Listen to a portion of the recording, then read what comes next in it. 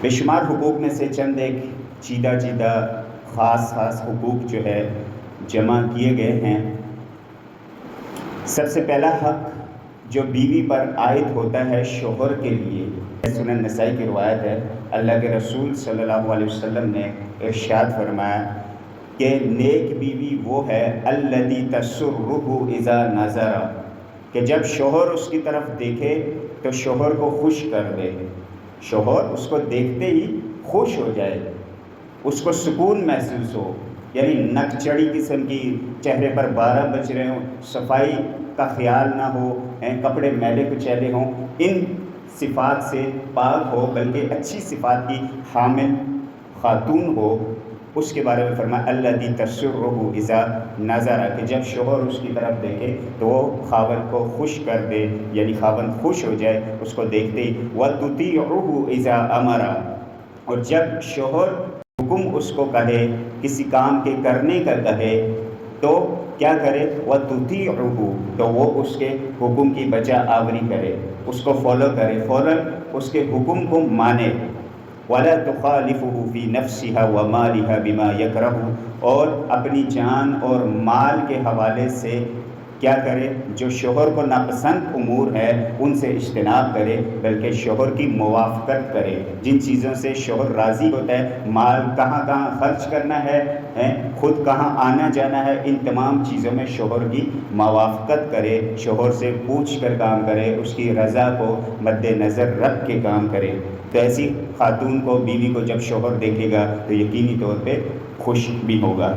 اسی طرح اطاعت کے حوالے سے دوسری حدیث یہ ہے، فرمایا نبی صلی اللہ علیہ وسلم نے اذا صلت المرأة خمسها، مردوں کے لیے جو جنت کا حصول ہے، جنت فری فنڈ میں تو ملے گی نہیں، دنیا میں اور آپ کوئی باغ خریدنے جائیں، کوٹھیاں، بنگلے، لگژری چیزیں خریدنے جاتے ہیں تو اس کے لیے کتنے پاپڑ بیلنے پڑتے ہیں، محنت مزدوری کرنی پڑتی ہے، تجارت، کاروبار، بزنسز کھڑے کرنے پڑتے ہیں، تب جا کے ہمیں فارم ہاؤس اور دنیا میں کیا کچھ ملتا ہے۔ تو اسی طرح جنت کا حصول جو ہے وہ فری فنڈ میں گھر میں بیٹھے بٹھائے ایسے نہیں مل جاتا، اس کے لیے اللہ نے کچھ احکامات نازل فرمائے۔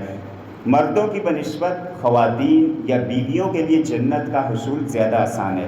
اس حدیث سے ہمیں پتہ چلتا ہے، فرمایا اذا صلت المرأة خمسها، جب کوئی خاتون 5 نمازیں مکمل پڑھے، خمسها 5 نمازیں مکمل پڑھے۔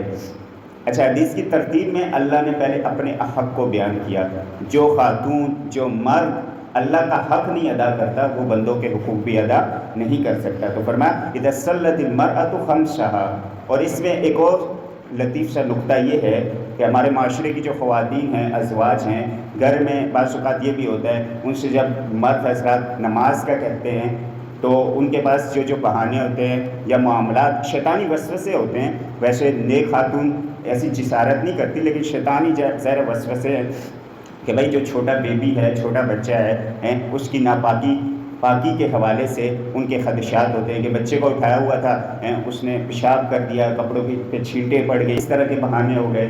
پھر اسی طرح گھر کے کام کاجوں سے خواتین کو فرصت نہیں ملتی، ان کا صبح جو ہے آنکھ کھلتی ہے کچن میں، شام ہوتی ہے کچن سے باہر آ رہی ہوتی ہے۔ اسی طرح کپڑے پریس کرنا، کپڑے کو دھو کے رکھنا، تمام معاملات جو ہے خواتین کے ذمہ عام طور پہ معاشرے میں ہوتے ہیں۔ تو جب ان سے نماز کا کہا جائے تو ان کے پاس یہ بہانہ کہہ لیں یا یہ وسوسہ شیطانی ہوتا ہے کہ ہمیں وقت نہیں ملتا، چلے وقت ملے گا تو پڑھ لیں گے، وقت ملے گا تو نماز ہم پڑھ لیں گی۔ حضرت عمر فاروق رضی اللہ عنہ کی مثال جو ہے اسوہ بھی ہمارے سامنے ہے۔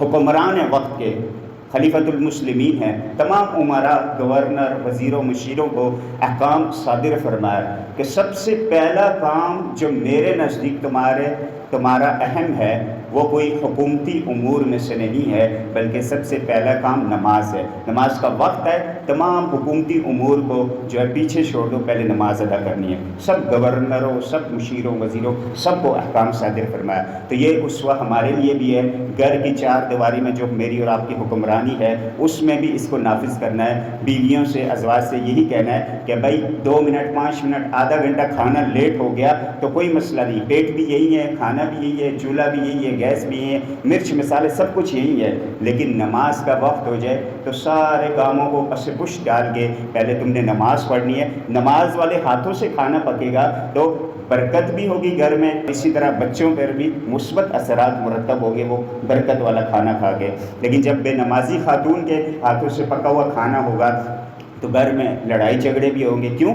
کیونکہ ایسے خاتون کے ساتھ ظاہر ہے شیطانی ہاتھ بھی اس کھانے میں شامل ہو گئے۔ جب کسی کام پہ بسم اللہ نہ پڑھی جائے، گھر میں داخل ہوتے ہوئے دعا نہ پڑھی جائے، دنیاوی معاملات ہے اس میں اللہ کا نام نہ لیا جائے، رات کو سونے سے پہلے سونے کی دعا نہ پڑھی جائے، تو شیطان کیا کہتا ہے کہ اپنے چیلوں سے کہتا ہے آج رات کا ٹھکانہ، آج رات کی رہائش بھی تمہاری یہیں پہ ہے، آج دن کا رات کا کھانا بھی تمہارا یہیں پہ ہے، لنچ ڈنر ہمیں کسی ریسٹورنٹ میں جانے کی ضرورت نہیں، یہاں پہ ان لوگوں نے بسم اللہ نہیں پڑھی، یہیں پہ بیٹھ کے ہم جو ہے کھانا کھائیں گے ان لوگوں کے ساتھ۔ تو جس کھانے میں شیطان کے ہاتھ بھی شامل ہو جائے یقیناً وہ کھانا برکت والا نہیں رہتا۔ تو کیا فرمایا کہ عورت کا سب سے پہلا کام اللہ کے حقوق کو ادا کرنا۔ اذا صلت المرأة خمسہا، جب کوئی عورت 5 نمازیں مکمل پڑھے، وصامت شہرہا، اور رمضان کے روزے پورے رکھے، وحسنت فرجہا، اور اپنے عزت کی آبرو کی حفاظت کرے، واطاعت بعلہا، اور اس کے حکم کی بجا آوری کرے، جو حکم شوہر سے ملے اس کو فوراً بجا لائے، قیل لہا ادخلی الجنۃ من ای ابواب الجنۃ شئتی، تو اسے کہا جائے گا کہ ادخلی جنہ، جنت میں داخل ہو جا، جہاں سے چاہے جنت کے جس دروازے سے چاہے تو جنت میں داخل ہو جا۔ یہ اس عورت کی صفات ہیں نیک خاتون کی۔ تو اس کے لیے کتنے آسان امور ہیں۔ مردوں پر بہت زیادہ برڈن ہے، جنت کا حصول ان کے لیے مشکل ہے، عورتوں پر یہ گنی چنی اگر صرف انہی کو بچا لائے تو اسے باقی ٹینشن لینے کی ضرورت نہیں، انشاءاللہ اللہ جنت عطا کر دے گا۔ وہ چیزیں ایک دفعہ میں نکات کی شکل میں دہرا دیتا ہوں۔ نماز عورت پوری ادا کرے، روزے پورے رکھے، اگر خاص ایام و بعد میں ان کی قضا دے گی، اسی طرح عزت و آبرو کی حفاظت کرے، پردے کی حفاظت کرے، اپنے شوہر کی حکم کی بجا آوری کرے، لیکن کس حد تک؟ اللہ کے رسول صلی اللہ علیہ وسلم نے اس کا بھی قاعدہ کلیہ ارشاد فرما دیا، لا طاعت لمخلوق فی معصیت الخالق، کسی مخلوق کی اطاعت نہیں کی جائے گی اللہ کی نافرمانی کے مقابلے میں۔ یعنی اگر مخلوق یہ کہے کہ ابھی تم نماز چھوڑ دو، تم فرض نماز آج کے دن پورا دن نہیں پڑھو، شوہر کہے بیوی سے آج کے ظہر کی نماز تم پڑھو گے ہی نہیں، یا ہمیشہ کے لیے ظہر کی نماز تم کینسل کر دو کیونکہ اس ٹائم جو ہے مجھے ضرورت ہوتی ہے گھر کے کام کاج میں یا میرے بزنس میں یا کسی کام میں جو ہے میرا ہاتھ بڑھاؤ، تم یہ نماز بالکل نہیں پڑھو گی۔ تو فرمایا لا طاعت لمخلوق فی معصیت الخالق، فرائض کو وہ چھوڑ نہیں سکتی۔ ہاں یہ کر سکتی ہے خاتون، بلکہ یہ کرنا چاہیے کہ شوہر اگر کہے کہ فرض کے علاوہ سنت جو ہے وہ تم نہ پڑھو، نفل نماز تم نہ پڑھو کیونکہ مجھے ضرورت ہے، تم سے مشاورت کرنی ہے، کوئی کام کاج ہے، کوئی کسی لحاظ سے، تو اس میں وہ شوہر کی فرما برداری کرے گی، اسے وقت ملے تو وہ سنت نوافل ادا کرے، ورنہ اس پر فرائض کی بجا آوری ہی فرض ہے۔ تو اسی طرح اسے کیا کہا جائے گا؟ اگر وہ شوہر کی فرما برداری بھی کرے، اللہ کے حکم کی بجاوری بھی کرے، تو جنت کے جس دروازے سے اس کی چاہت ہوگی، ارشاد ہوگا کہ اس سے داخل ہو جاؤ۔ یہ ابن حبان کی صحیح روایت ہے۔ اللہ کے رسول صلی اللہ علیہ وسلم نے شوہر کی اطاعت کس حد تک، کس درجے تک کرنی ہے، اس کی مثال ایک اور حدیث سے ارشاد فرمائی۔ صحابہ نے کہا اللہ کے رسول صلی اللہ علیہ وسلم ہم آپ کو سجدہ کر لیا کریں، تفصیلی واقعہ ہے، تو آپ نے ارشاد فرمایا لو کنت آمرا احدا ان یسجد لاحد، اگر میں کسی کو حکم دیتا سجدہ کرنے کا ہے اللہ کے علاوہ کسی کو سجدہ کرنے کا، لامرت النساء ان یسجدن لازواجہن، تو میں عورتوں کو، ازواج کو، خواتین کو، بیویوں کو حکم دیتا کہ وہ شوہروں کو سجدہ کریں۔ یعنی سجدہ تعظیمی، عبادت کا سجدہ اللہ کے علاوہ کسی کے لیے جائز نہیں ہے، تعظیم کا سجدہ بھی اس شریعت میں، تعظیمی سجدہ بھی کسی کے لیے جائز نہیں ہے۔ تو فرمایا اگر اللہ کے علاوہ کسی اور کو سجدہ روا ہوتا تو میں اس کائنات میں مخلوق میں سے بیویوں کو حکم دیتا کہ شوہروں کو سجدہ کرے۔ کیا معلوم ہوا کہ بیویوں پر، ازواج پر، خواتین پر اللہ کے حق کے بعد سب سے بڑا حق نہ ان کے والدین کا، نہ ماں کا ہے، نہ باپ کا، نہ بھائی کا، نہ بہن کا، کسی رشتہ دار کا نہیں، صرف ان کے شوہروں کا حق ہے۔ اچھا یہاں پہ ایک چیز میرے ذہن میں آئی، یہ ابو داؤد کی روایت ہے سجدے والی، یہاں پہ ایک اور چیز میرے ذہن میں آ رہی، بعض ہمارے معاشرے میں یہ لفظ استعمال کیا جاتا ہے کہ شوہر بیوی کے لیے مجازی خدا ہے۔ کیا کہتے ہیں؟ مجازی خدا ہے۔ شوہر کے لیے مجاز کا لفظ استعمال نہیں کیا جا سکتا، کیونکہ پہلا تو اسی میں اختلاف ہے، اللہ کو خدا کہا جا سکتا ہے یا نہیں، تو یہ پھر وہ تحقیقی بحث ہے۔ اگر اس کا معنی اور نیت پہ ڈیپینڈ ہے کہ آیا اللہ کو خدا کہیں یا نہیں۔ اگر اس کا معنی مفہوم یہ کریں کہ خود بخود جس ذات کا قیام ہے، یعنی وہ اپنے قیام میں کسی کا محتاج نہیں ہے، تو اس معنی مفہوم میں علماء اجازت دیتے ہیں۔ اگر چاہے قرآن و حدیث میں، ظاہر فارسی کا لفظ ہے، ہمیں تو وہی چاہیے جو شریعت میں عربی کے لفظ استعمال ہوئے اللہ کے صفات کے لیے، لیکن بالفرض اگر کسی نے خدا کا استعمال کیا بھی تو اس پہ کوئی فتویٰ نہیں ہوگا۔ رہ گیا شوہروں کے لیے یہ لفظ استعمال کرنا کہ شوہر مجازی خدا ہے، تو یہ قطعاً منع ہے، بعض نے اسے حرام کیا۔ کیوں؟ کیونکہ خدا کا لفظ اگر اللہ کے لیے جائز ہے تو خدا حقیقی ہوتا ہے، ایک ہی ہوتا ہے۔ خدا حقیقی ہے اور ایک ہی ہے، اس کا کوئی ثانی یا اس کا کوئی ہمسر ہے نہیں۔ وَلَمْ يَكُنْ لَهُ كُفُوًا أَحَدٌ کہ ہم اس کے لیے مجاز کا لفظ استعمال کریں، تو لہٰذا مجازی خدا کا لفظ جو معاشرے میں رائج ہے، اس سے قطعاً پرہیز کرنا چاہیے۔ ایک اور نکتہ کہ شریعت نے کیا کہا کہ اس کا شوہر کا اتنا درجہ ہے کہ اللہ کے بعد سجدہ روا ہوتا تو شوہر کو بیوی کرتی، اس کو اجازت ہوتی۔ تو یہ اطاعت گویا کہ اللہ کے فرائض کے بعد جو اطاعت کرنے کا حقدار ہے وہ بیوی کا شوہر ہے۔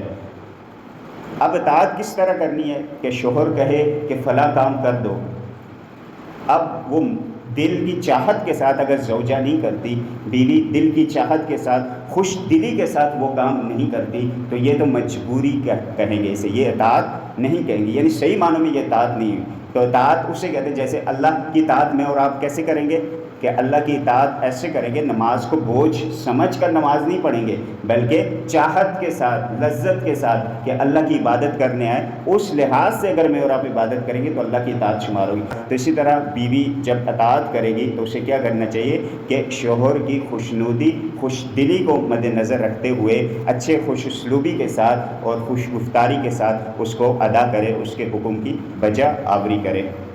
ترمذی کی ایک روایت ہے کہ ایسی خواتین، یہ پہلا حق بیان ہو رہا ہے، کون سا حق؟ کہ شوہروں کی فرما برداری، اطاعت خواتین پر واجب ہے، لازم ہے۔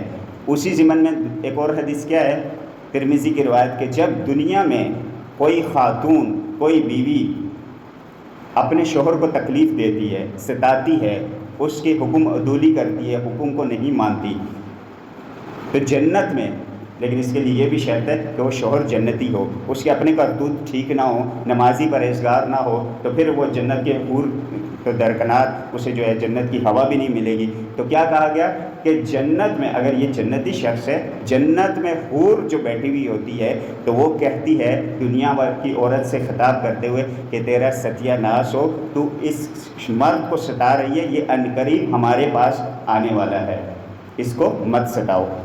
ترمذی کی یہ روایت ہے۔ ایک اور حدیث ہے کہ شوہر کا اتنا حق ہے کہ فرائض کے علاوہ اگر ایسا محسوس ہو بیوی کو کہ شوہر کو ضرورت ہے یا شوہر اس بات کی اجازت نہیں دیتا یا اس کو پسند نہیں ہے کہ میں زیادہ دیر مصلی پر بیٹھی رہوں، تسبیح کو رول کرتی رہوں، تسبیح سبحان اللہ الحمدللہ کے لیے مسجد میں ہی بیٹھی رہوں یا اپنے عبادت خانے میں بیٹھی رہوں، تو پھر اس پہ کیا فرض ہے کہ صرف فرائض کی بجاوری کرے، نوافل کے لیے شوہر سے اجازت لے گی۔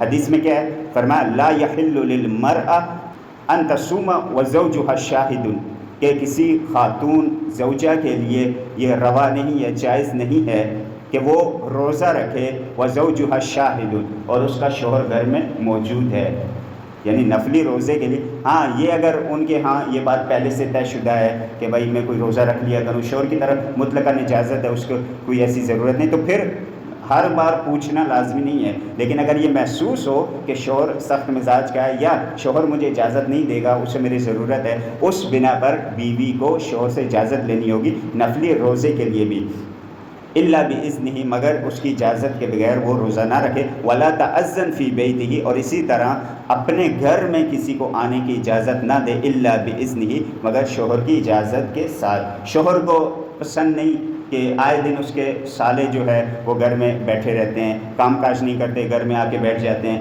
اب یہ کام کس کا بنتا ہے؟ شوہر تو انہیں منع نہیں کر سکتا ہے، اس کے لیے ایک مہمان کی حیثیت سے ہیں، تو اس کی جو بیوی ہے وہ اپنے بھائیوں کو سے کہے گی خوش اسلوبی کے ساتھ کہ یہ تمہارا نامناسب رویہ ہے، روز روز آنا، میرے شوہر کو یہ پسند نہیں، یا اگر شوہر کی نسبت اس کو خیال نہ بھی کرے، نہ اس قول کو لے کے جائے، تو اپنی طرف سے حکمت عملی سے ان کا آنا بند کرائے گی۔ اگر شوہر کو پسند نہیں کہ اس کے سسرالی خاندان میں سے کوئی ایسی فیملی، کوئی ایسا خاندان جو شوہر کو پسند نہیں ہے، کسی لحاظ سے بھی، دنیاوی معاملات بھی ہو سکتا ہے، اخروی معاملات بھی ہو سکتا ہے، شرعی معاملہ بھی ہو سکتا ہے، شوہر کو پسند نہیں ان کا آنا، تو بیوی کے لیے لازم ہے ان کا آنا بند کرائے۔ یہ بیوی پر ذمہ داری ہے۔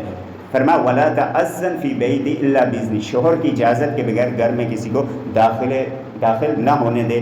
وَمَا أَنفَقَتْ مِن نَفَقَةٍ من غیر امرہ فإنہ یؤدی الیہ شطرہ، اور جو بھی وہ شوہر کے مال میں سے معروف طریقے سے اللہ کی راہ میں صدقہ کرے گی تو اس کا آدھا ثواب شوہر کو بھی ملے گا۔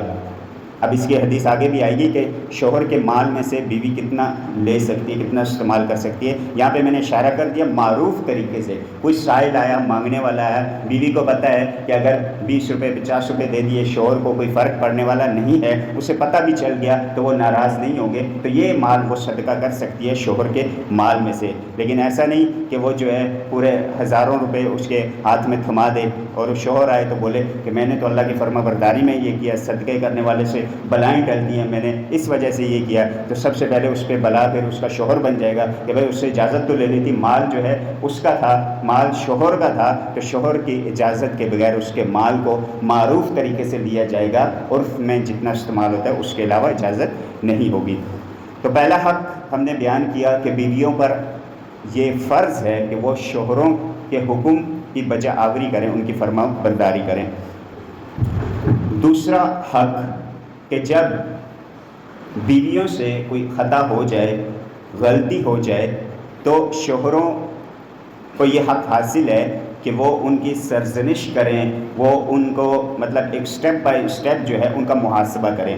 وہ ہم نے اسٹیپ درجے ہم نے بیان کیے تھے، لیکن یہاں پہ ایک دلیل بھی بیان کیے دیتے ہیں۔ قرآن مجید میں اللہ نے اسے ایسے ارشاد فرمایا الرجال قوامون علی النساء، کہ جو مرد ہیں وہ حاکم ہیں عورتوں پر۔ پھر آگے اس آیت پہ آگے جا کے ارشاد فرمایا واللاتی تخافون نشوزہن فعظوہن، اگر تمہیں اپنی خواتین سے یہ خدشہ ہو کہ تمہاری نافرمانی کریں گی، فعظوہن، تو انہیں کیا کہو، واضح نصیحت کرو۔ ہمارے ہاں نافرمانی کا خدشہ ہو تو ڈائریکٹ طلاق پہ بات آ جاتی ہے، یا طلاق دے دی جاتی ہے یا طلاق کی دھمکیاں شروع ہو جاتی ہیں۔ نہیں، فرمایا فعظوہن، پہلے پیار محبت سے بٹھا کے سمجھایا جائے، دلائل دیے جائیں اپنے موقف کے کہ یہ بات ایسے نہیں، ایسے صحیح ہے، یہ ہمارے خاندان کے لیے، ہمارے بچوں کے لیے، ہمارے لیے یہ ایسے مناسب ہے۔ تو سب سے پہلے اگر بیوی کی نافرمانی کا خدشہ ہے تو شوہر کو چاہیے کہ خوش اسلوبی کے ساتھ واضح نصیحت کرے۔ وَاهْجُرُوهُنَّ، اس سے کام نہ بنے تو کیا کرے، وَاهْجُرُوهُنَّ، انہیں ترک کر دے، ان کے وَاهْجُرُوهُنَّ فِي الْمَضَاجِعِ، ان کے بستر الگ کر دے، یعنی ساتھ میں نہ سوئے، دوسرے کمرے میں سوئے یا دوسرے بیڈ پہ سوئے، یعنی ناراضگی خفگی کا اظہار ظاہر ہو۔ اس سے یہ مراد نہیں ہے 3 دن سے قطع تعلق ہی جائز نہیں ہے۔ الرجال جو قوامون تو ہیں، حاکم بھی ہیں، لیکن گھر میں رہتے ہوئے بھی بیوی سے 3 دن تک قطع تعلقی کر سکتے ہیں، تو 3 دن تک جو ہے اپنا بوریا بسترا جو ہے الگ کر لیں، اسی کمرے میں بے شک الگ کر لیں یا دوسرے کمرے میں شفٹ ہو جائیں ایک۔ اور پھر تیسرا اسٹیپ درجہ وَاضْرِبُوهُنَّ، پھر انہیں مارا بھی جا سکتا ہے خواتین کو ان کی نافرمانی کی وجہ سے۔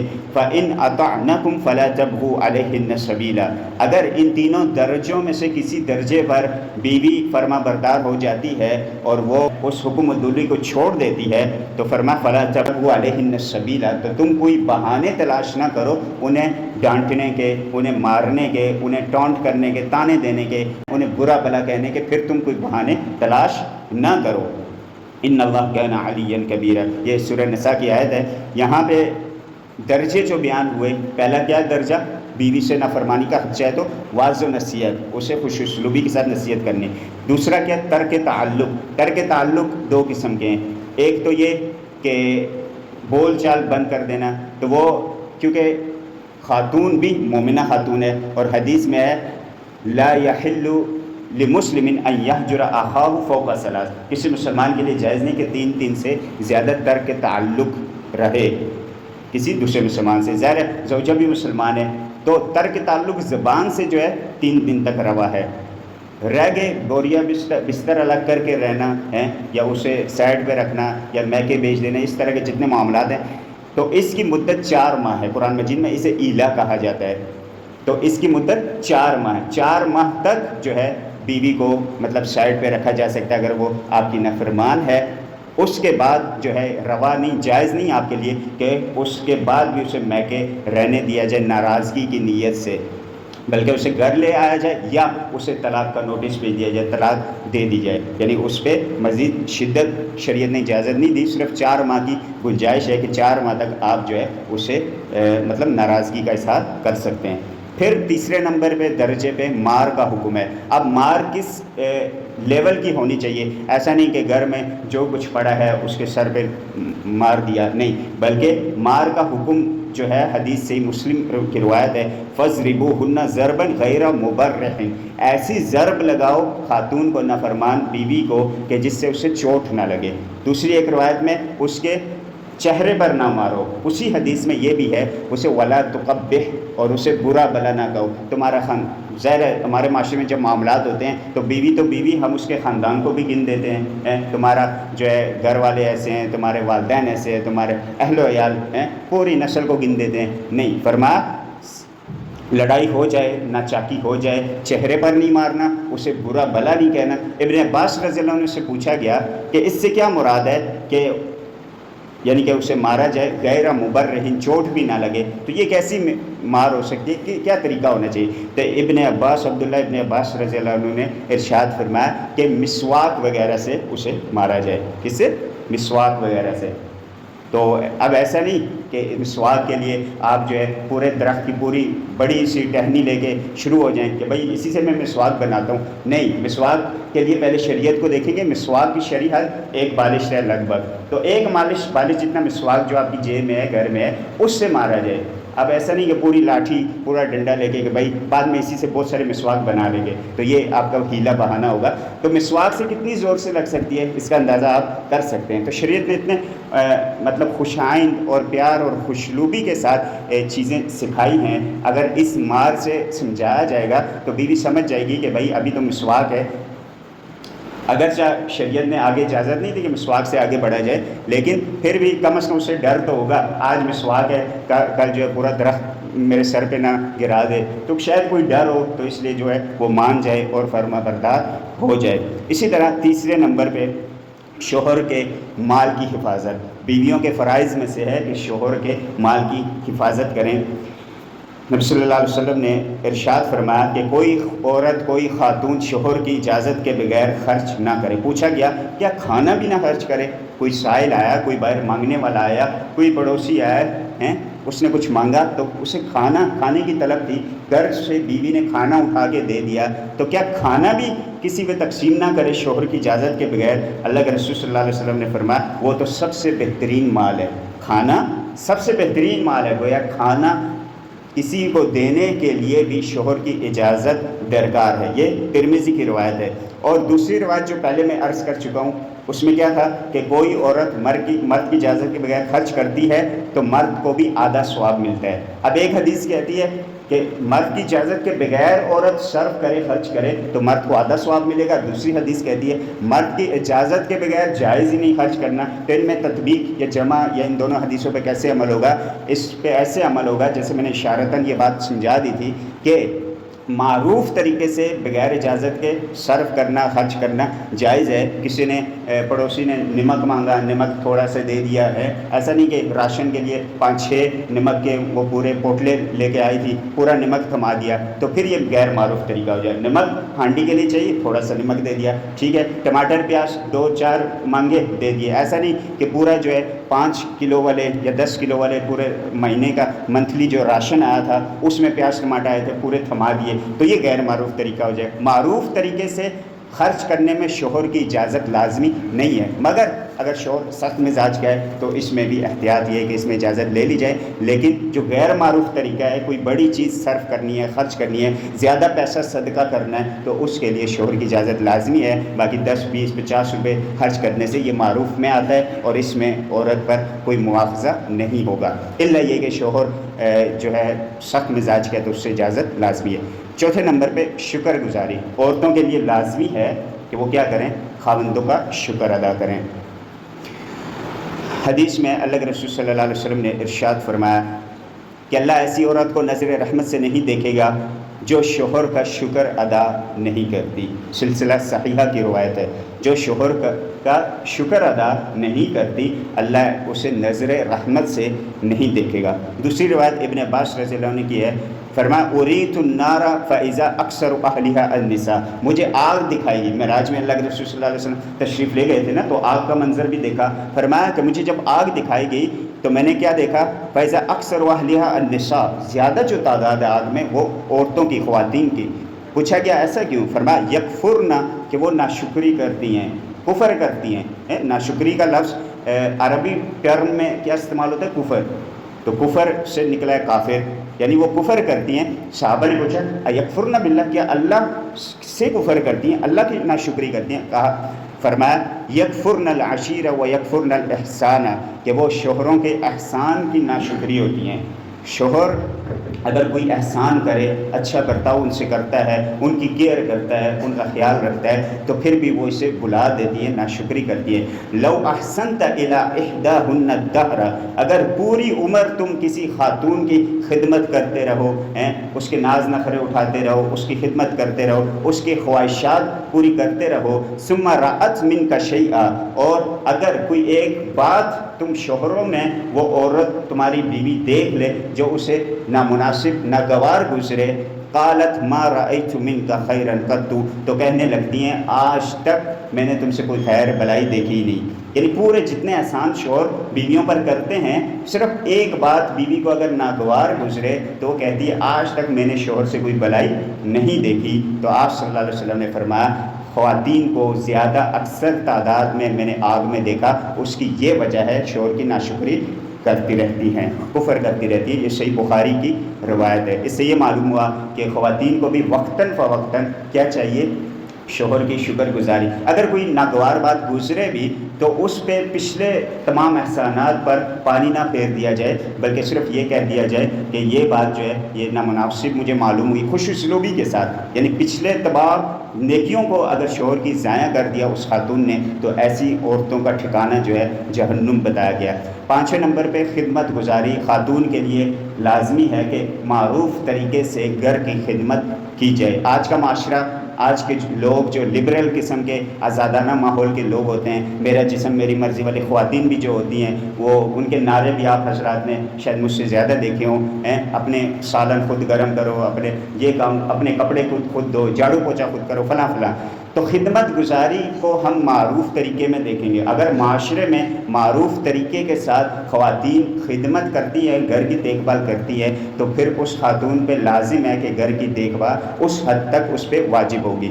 فاطمہ رضی اللہ عنہ آتی ہیں اللہ کے رسول صلی اللہ علیہ وسلم کے پاس شکایت لے کے۔ کیا شکایت یا ایک التجا لے کے؟ اللہ کے رسول صلی اللہ علیہ وسلم، چکی اس وقت ہاتھوں سے پیسی جاتی تھی، تو چکی پیس کے ہاتھوں میں چھالے پڑ جاتے ہیں۔ آپ کے پاس مال غنیمت کا مال ہوتا ہے، کوئی خادم ہو، کوئی غلام ہو، تو مجھے عنایت فرما دیں تاکہ میں چکی کے معاملے، جو سخت قسم کا معاملہ ہے، میں اس سے بچ جاؤں۔ آپ صلی اللہ علیہ وسلم اس وقت تو گھر میں نہیں ملے، بعد میں اطلاع ہوئی تو فاطمہ کے گھر تشریف لے گئے رضی اللہ عنہا کے گھر۔ فرمایا اے فاطمہ، میں تمہیں ایک ایسی تسبیح دیتا ہوں جو تمہیں خادم سے، غلام سے کفایت کر جائے گی۔ وہ تسبیح کیا؟ ارشاد فرمایا جسے میں اور آپ تسبیح فاطمہ کے نام سے جانتے ہیں۔ سبحان اللہ 33 مرتبہ، الحمدللہ 33 مرتبہ، اللہ اکبر 34 مرتبہ۔ فرمایا اس کو بستر پہ جانے سے، مطلب سونے سے پہلے اسے ایک تسبیح پڑھ لیا کرو، یہ تمہیں غلام سے کفایت کر جائے گی۔ یہ صحیح بخاری کی روایت ہے۔ اس سے یہ بھی معلوم ہوا کہ اگر عورتیں تھکاوٹ کا شکار ہو جاتی ہیں گھر کے کام کاج سے، کسی کام سے، تو انہیں تسبیح فاطمہ کو اپنا لینا چاہیے۔ اس سے انشاءاللہ ان کے کاموں میں برکت ہوگی، کام جلدی ختم ہوں گے اور ان کی تھکاوٹ میں بھی کمی آئے گی۔ اسماء بنت ابی بکر رضی اللہ عنہا کے حوالے سے آتا ہے کہ وہ زبیر بن عوام جو ان کے شوہر تھے رضی اللہ عنہ، ان کے گھر کے سارے کام کاج بھی کیا کرتی تھی، یہاں تک کہ ان کا جو گھوڑا تھا اس کو چارہ بھی یہ ڈالا کرتی تھی، اس کی دیکھ بھال بھی یہ کیا کرتی تھی۔ یہ مسند احمد کی روایت ہے۔ قرآن مجید کہتا ہے وَعَاشِرُوهُنَّ بِالْمَعْرُوفِ، خواتین کے ساتھ جو معاملات کرنے وہ معروف طریقے سے، عرف کے لحاظ رکھتے۔ عرف میں اگر خواتین، عرف یہ ہے کہ اس معاشرے کی تمام خواتین کا کھانا مرد حضرات خود پکاتے ہیں تو پھر خواتین کو نہیں پکانا چاہیے، مرد خود پکا کے انہیں کھلائیں گے۔ اگر عرف یہ ہے کہ اس معاشرے کی خواتین ساری جو ہے ان کے لیے ہوٹلوں سے کھانا آتا ہے تو پھر عرف کا لحاظ رکھتے ہوئے کوئی ایک گھر ایسا نہیں ہوگا کہ وہ کیا کریں کہ وہ اپنے خواتین سے کام کرائیں، ان سے کھانا پکائیں۔ عرف یہ ہے کہ اس معاشرے کی خواتین گھر میں ہانڈی روٹی خود کرتی ہیں تو ایسا نہیں ہوگا کہ شوہر جی، ہسبینڈ جی آپ کیا کریں، یہ آپ کی ذمہ داری ہے نان نفقہ، تو آپ جو ہے سارے کھانے میرے جو ہے پکے پکائے ریسٹورنٹ سے لا کے دیں مجھے کھلائیں۔ نہیں، عرف کا لحاظ ہوگا اور عرف کے لحاظ سے جو ہے وہ واجب یا مسنون یا مستحب کے معاملات چلائے جائیں گے۔ عورتوں کو چاہیے کہ گھر کے کام جتنے بھی کریں وہ عبادت سمجھ کے کریں۔ فیض بسطامی رحمہ اللہ کے حوالے سے ہے کہ ایک جوان کو انہوں نے عبادت میں مصروف دیکھا، مسجد میں بیٹھا ہوا تسبیح کو رول کرتا ہوا ہے، تسبیح، ذکر، اذکار، نوافل۔ تو انہوں نے کہا کہ کیا معاملہ ہے، تم ہر وقت مسجد میں بیٹھے رہتے ہو، عبادت کرتے رہتے ہو؟ تو اس نے کہا کہ میرے بھائی نے مجھے غنی کر دیا ہے، میرے بھائی نے مجھے کمانے سے بے پرواہ کر دیا ہے، اس نے میری کفالت کی ذمہ داری لے لی ہے کہ تمہارے گھر کا راشن میں چلاؤں گا، تم صرف اللہ اللہ کرتے رہو، عبادت میں اپنے آپ کو وقف کر دو، تمہارے گھر کا راشن پانی میرے ذمہ ہے۔ بازید بسطامی رحمہ اللہ نے یہ سن کر فرمایا کہ تمہارا بھائی بڑا ہوشیار نکلا، چلاک نکلا، اس نے نہ صرف یہ کہ جو تم اللہ کے لیے عبادت کرتے ہو یہ عبادت کا ثواب بھی اپنے نام لکھوا لیا، تمہیں تو ثواب ملے گا لیکن جتنی تم عبادت کرتے ہو اپنے بھائی کی وجہ سے تم فری ہوئے تو یہ سارا ثواب اس نے اپنے نام بھی کرا لیا، اسے فری فنڈ میں یہ ثواب بھی ملے گا، اور جو تمہاری وہ کفالت کر رہا ہے اور اپنے گھر والوں کی کفالت کر رہا ہے، اپنے ہاتھوں کی حلال کمائی کما رہا ہے تو اس کو اس سے اضافی اسے اجر و ثواب ملے گا۔ تو کیا معلوم ہوا کہ خواتین جب گھر کے کام کاج کریں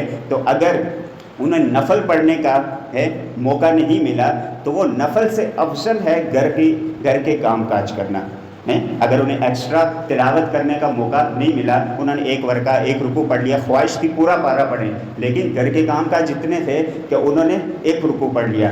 اب وہ جو گھر کے کام کاج انہوں نے کیے تو اس بنا پر، کیونکہ اس بنا پر ان کا شوہر اس لحاظ سے آزاد رہا کہ وہ شاید عبادت کر پائے یا صحیح معنوں میں وہ کمائی کر سکے، حلال روزی گھر میں لا سکے، تو اس کا ثواب ان خواتین کو بیٹھے بٹھائے مل جائے گا۔ تو لہٰذا وہ ان چیزوں کو، گھر کے معاملات کو عبادت سمجھ کے کیا کریں، جھاڑو پوچھا، برتن، یہ تمام معاملات اگر وہ خوش دلی سے، خوش اسلوبی سے کریں گی انشاءاللہ عبادت کا ثواب ملے گا۔ اللہ کے رسول صلی اللہ علیہ وسلم نے اپنی زندگی سے، اپنے اسوے سے بتا دیا، خیرکم خیرکم لأہلہ وانا خیرکم لأہلی، تم میں سب سے بہترین وہ ہے جو اپنے گھر والوں کے ساتھ بہتر ہے اور میں اپنے گھر والوں کے ساتھ سب سے زیادہ بہتر ہوں۔ اللہ کے رسول صلی اللہ علیہ وسلم گھر والوں کا ہاتھ بھی بٹاتے تھے۔ تو یہی گزارش ہے کہ بیویوں کے حقوق، مطلب شوہروں کے حقوق اپنی جگہ پہ سارے معاملات ہیں لیکن بالکل انہیں باؤنڈ نہ کر دیا جائے کہ وہ فرائض بھی ادا صحیح معنوں میں نہ کر پائیں، خوش اسلوبی سے نہ کر پائیں۔ تو لہٰذا اللہ کے رسول صلی اللہ علیہ وسلم کا اسوہ قدوہ سامنے رکھیں۔ گھر کے کام کاج زیادہ ہے تو گھر میں جا کے کیا کرنا ہے، اللہ کے رسول صلی اللہ علیہ وسلم کیا کرتے، کان فی محنت اہلہ، گھر والوں کے ہاتھ بٹایا کرتے تھے۔ برتن دھونے سے کوئی جو ہے وہ نہیں رن مرید نہیں بن جاتا۔ ہوٹلوں میں تو آپ لوگوں کے جھوٹے برتن دھونے سے نہیں کتراتے اور گھر میں اپنے جھوٹے برتن دھونے سے جو ہے رن مرید بن گیا۔ جھاڑو پوچھا ہوٹلوں میں، آفسوں میں، باہر روڈوں پر مرد حضرات لگانے سے نہیں کتراتے اور جو ہے گھر میں جھاڑو پوچھا، ان سے اگر کوئی باہر والا دیکھے جسے کم علم ہے تو کہتے ہیں یہ رن مرید بن گئے۔ اللہ کے رسول صلی اللہ علیہ وسلم کا قدوہ سامنے ہے، گھر کے کام کاج زیادہ ہے، گھر والوں کا ہاتھ بٹاؤ، اپنے صفائی نہیں کرو گے تو لوگوں کی کرنا وہ زیادہ رن مریدی وہ پھر لوگ مریدی ہو گیا ہے. لوگوں کی مریدی سے بہتر ہے رنگ مرید بن جانا. یہ اس معنوں میں ہے کہ نبی صلی اللہ علیہ وسلم کا اسوہ ہمارے سامنے. اس سے صحیح معنوں میں رنگ مرید کوئی نہ سمجھ لے. باقی اس کا بھی میں ایک دفعہ ایک قصہ سنا چکا تھا, ابھی موقع نہیں ہے, پھر کبھی انشاءاللہ. اللہ تعالیٰ سے دعا ہے کہ ہمیں صحیح معنوں میں جو ہے حقوق فرائض کی پابندی کرنے کی توفیق عطا فرمائے, اپنے اہل و عیال گھر والوں کے, اور گھر والوں کو ہمارے زوج کے, ازواج کے, شوہروں کے حقوق ادا کرنے کی توفیق عطا فرمائے. وآخر دعوانا ان الحمد للہ رب العالمین.